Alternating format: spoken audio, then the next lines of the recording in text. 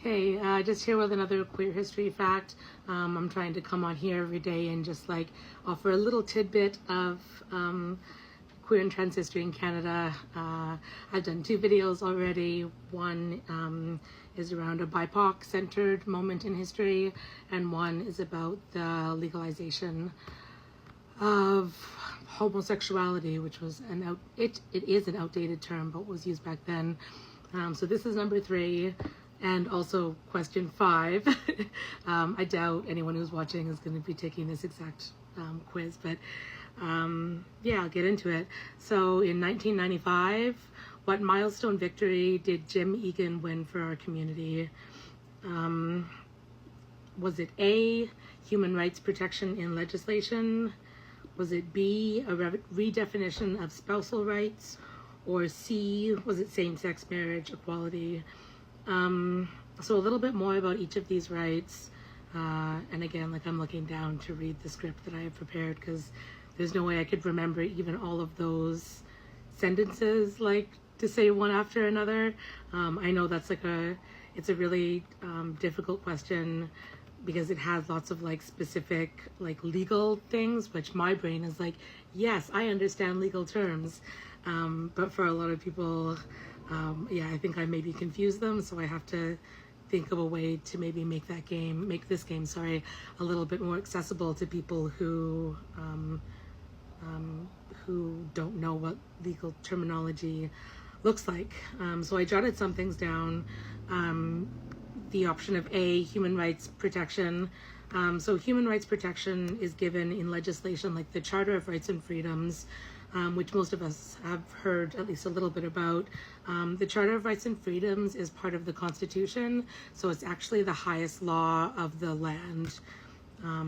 Other human rights legislation could be given, or other protection offered by human rights legislation could be given in the BC Human Rights Code and other provincial legislation and the Canadian Human Rights Act. There are also like provincial, those are federal pieces of legislation, and there's also provincial legislation that can protect human rights. So these pieces of legislation protect people by making it illegal to discriminate against them. In the Charter, for example, Section 15, subsection 1, titled Equality Rights, protects every Canadian's right to be treated equally under the law and prohibits discrimination on a set of protected grounds such as race, national or ethnic origin, color, religion, sex, age, or mental or physical disability. And like I talked about, I think in the first moment, it's important to note that, like, for one, these laws are really, I don't want to say pointless because that's not the right term, but they're parts of colonization that have they exist in the world, and they do like prohibit and protect people, but they also just fucking don't. Like, these pieces of legislation aren't necessarily accessible to all people. Even trying to understand what they are is difficult. Trying to, find a lawyer and bring someone to court because you're trans and they're not giving you a job, like, those rights are protected by pieces of legislation, but it becomes this real academic privilege for people to be able to understand what these laws are and apply them to our own lives and have them, like, if someone's discriminating against me because I'm queer, disabled, POC, all of those things are supposed to be protected classes, but I can't necessarily pick up that piece of paper and give it to that person and be like, stop discriminating against me.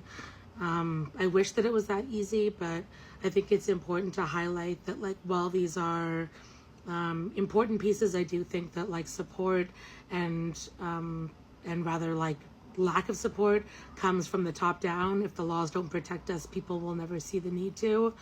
But I would like to know, I don't know how to actually use these pieces of legislation to make our lives better and easier.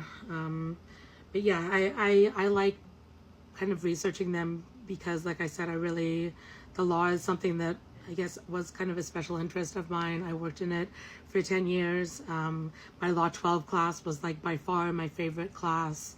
when I went back to school. Like I had dropped out in grade 10, but then I went back when my son was born.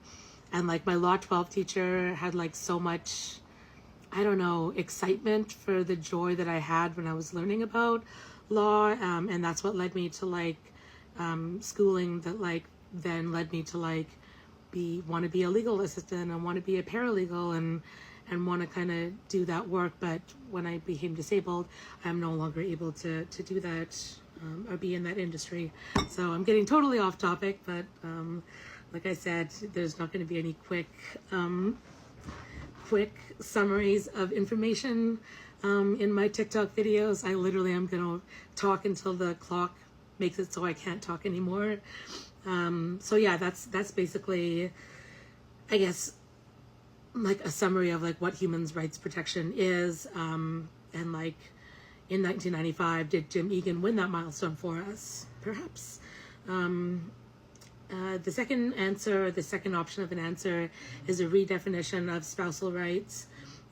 So since time, even before law, spousal rights, not before law, but before the introduction of legislation that gave equal rights to spouses, there was commonly a big divide between rights that heterosexual couples had and rights that gay couples had. And this extended all the way from like pension to common law partnerships to being able to both be on the adoption certificate for a child.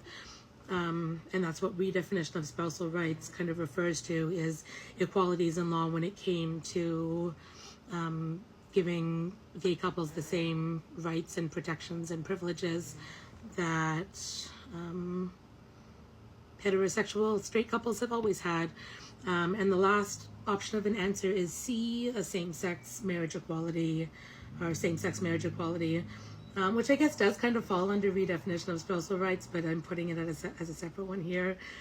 So same-sex marriage equality refers to legislation that makes it legal for people who are 2S LGBTQIA+ to marry the person they love regardless of their gender.